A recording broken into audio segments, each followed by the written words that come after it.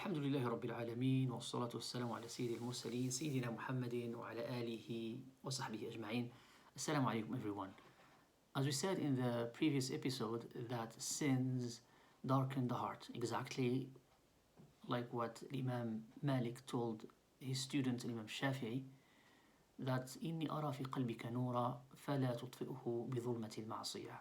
He told him that I see in your heart there is light, so do not extinguish it, do not turn off that light by committing sins. Sins, as we said in the previous episode, can be great sins, small sins, but there are some sins, particular sins, that will hurt the heart in a big way. So we're just gonna mention a few of them in this episode. One of them is excessive talking, because excessive talking leads to mistakes, and mistakes, they lead to sins. And Allah Azza wa Jal made it clear, Surah Al-Isra, وَلَا تَقْفُ مَا لَيْسَ لَكَ بِهِ عِلْمٍ إِنَّ السَّمْعَ وَالْبَصَرَ وَالْفُؤَادَ كُلُّ أُولَئِكَ كَانَ عَنْهُ مَسْئُولًا. That وَلَا تَقْفُ مَا لَيْسَ لَكَ, do not follow what you have no knowledge about, meaning do not put yourself in a situation where you're going to act on something and you have no knowledge about it. You will say something and you have no knowledge about it. You're going to participate and witness something, you have no knowledge about it. So be careful. That's a warning from Allah Azza wa Jal, because إِنَّ السَّمْعَ, the hearing, وَالْبَصَرَ, the sight, وَالْفُؤَادَ, the heart and mind, كُلُّ أُولَئِكَ كَانَ عَنْهُ مَسْئُولًا, that will be accountable about all those, about what we hear, about what we see, and about how we interact with the matter. I mean, if it's just an idea that comes to our mind, and then we say astaghfirullah, we will not be accountable for that.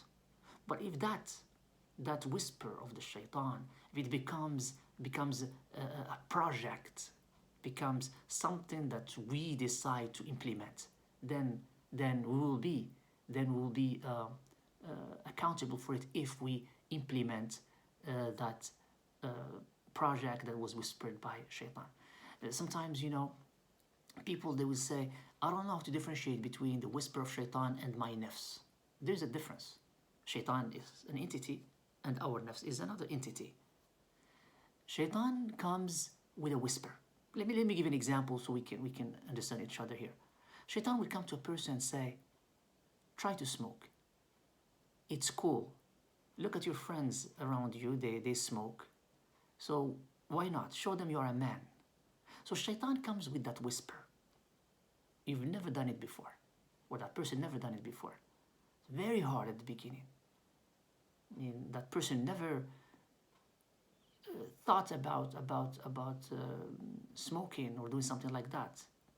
But with the whisper of shaitan, and he's persistent about it, one time after the other, then that person tries it. He said, let me try it, just to impress his peers, or peer pressure, or they want just to have a pleasure that they've never witnessed before, they've never felt before. So they try it. So right now it's the whisper of shaitan. What's gonna happen? If that person likes that whatever action they did, if they like it, what's gonna happen is that in the future, shaitan will not come and whisper anymore, because that person took that action part of his daily habit. Shaitan will not come to that person and say, go and smoke. That person automatically, his nafs, his inner self will tell him, go and smoke because you enjoy it. Go and do something haram because you enjoy it. Go and do this because you enjoy it. So shaitan starts the process. It's called whispering of the shaitan. Waswasatu shaitan. He will tell us, just try it, just one time. Nobody's seeing you. And it's cool. People tried it before and, try it too. So that's the whisper of shaitan. And then we try it, we get addicted to it. That's it. Shaitan will not whisper about that particular action anymore, because the nafs will push us to do it. And then shaitan will go to another action, that's something we didn't try before. He will whisper. It's like, try this is cool. And we'll try it. It becomes a habit, becomes addiction. Shaitan will never whisper about that thing anymore. He will let us do it on our own because it becomes part of us, part of the habit. Sins are very, very dangerous because at the beginning it could be just like, trying something, but afterward it becomes an addiction. So excessive talking, when we hurt people by backbiting, for example, by talking about them and they are not present to defend themselves, which is a form of cowardice. Um, Instead of facing the person if you don't like what he did or she did, why do you wait for that person to be away and you start telling others about it? Even if it's the truth, even if what that person did is right, is what that person did happen, and what you are saying is correct, but you have no right to disclose it, to tell people about that person. People think maybe good about that person. You come in an instant and you change that vision and how people they perceive that person. This is not correct. This is not something that Allah likes, even though that person did it, because we need to learn how to cover for each other. Because Allah Azza wa Jal, He sees us doing all kind of bad things and still He covers us. So what about us? When it comes to us, we like to expose people's mistakes and shortcomings. So that action, which is like excessive talking, that leads to backbiting, that leads to scoffing at people, that leads to making fun of people. Excessive talking where we can sometimes talk without knowledge and start giving like verdicts about Islam and about fatwas, and we have no idea about what we're talking about. That excessive talking. Just we want to show people that we know something. Let's be really careful about excessive talking that leads to sins that will hurt the heart, and it could be a permanent hurt and a permanent damage for the heart. Other sins that also can darken the heart is laziness. Laziness, one may think it's just a mild thing, but laziness can lead to a lot of things that will damage the heart. Rasulullah sallallahu alaihi wasallam used to make a certain kind of prayer 3 times in the morning, 3 times at night by saying, Allahumma inni a'udhu bika min al-hammi wal-hazan wa a'udhu bika min al-ajzi wal-kasal. Rasulullah sallallahu alaihi wasallam used to seek refuge in Allah Azza wa Jal from laziness, morning and night. Because what happens, laziness will deprive us from a lot of good things, deprive us from reading the Quran, deprive us from doing good deeds. And what's going to happen? The heart will become rough and not soft anymore, because the heart was deprived from goodness. And it's the goodness, it's the reading of the Quran, it's doing good things to others, it puts a smile on the face of your brother and sister. Those are the things that soften the heart. And if you don't do that because of laziness, then the heart becomes like a rock. No reminder will affect it. No reading the Quran later will affect it.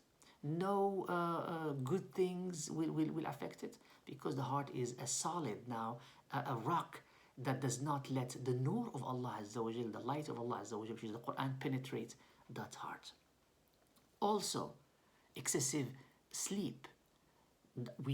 Sometimes we sleep more than our body needs, with the excuse that I'm tired. Again, this is another form of laziness. Excessive eating, excessive food. The Prophet ﷺ was clear about it. He said, بِحَسْبِ ابْنِ آدَمَ لُقَيْمَاتٍ يُقِمْنَ صُلْبَهِ إِنْ كَانَ وَلَا بُدْ فَثُلُثٌ لِطَعَامِهِ وَثُلُثٌ لِشَرَابِهِ وَثُلُثٌ لِنَفَسِهِ. The Prophet ﷺ said that it's enough for the son of Adam, a few bites that can make him function normal in the society. But if he cannot control himself or herself, then 1/3 for the food, 1/3 for the drink, and 1/3 for air.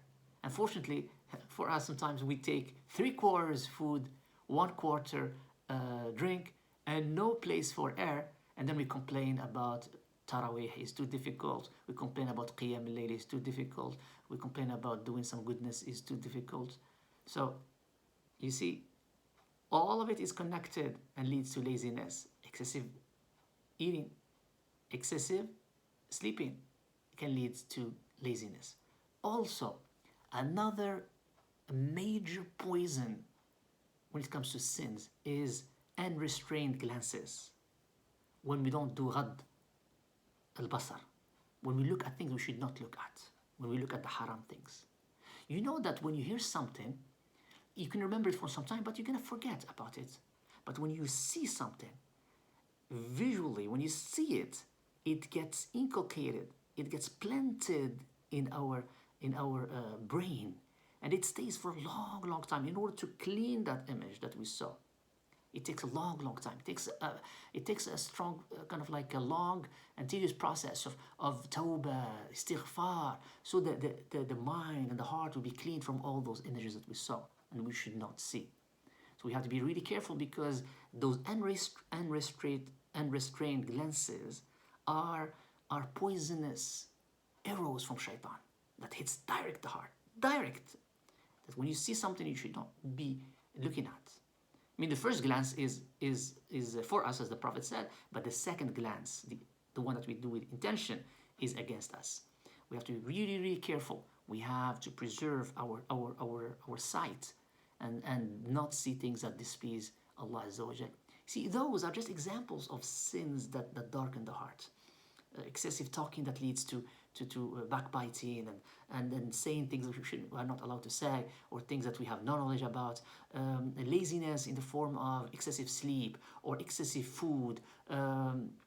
All those, they will lead to a weak heart. And of course, as I said, the main poison when it comes to sin is when we do not control our sight and we look right and left, things we should not look, things that are haram to look at, but still we forget that Allah Azza wa Jal is watching us. We forget the connection with Allah Azza wa Jal. Ramadan is here to teach us that it's not just to control our the desire to eat or drink, but also it's here to teach us and to remind us that we need to control what we say, what we witness. I mean, how we deal with others. It controls the lifestyle. You see, during the fasting, we change a lot of habits. Why? Because we know that fasting should be done in a correct way. Why not keep doing that for the rest of the year? Why not keep doing that for the entire life? You may say it's challenging, I know. But if Allah Azza wa Jal sees that we are sincere about it, for sure, He is the most generous. He will guide us to all that is pleasing to Him. As always, thank you very much for your good listening. May Allah Azza wa Jal help us to implement what we say and what we hear. And I'll see you inshallah next time. Assalamu alaikum wa rahmatullah.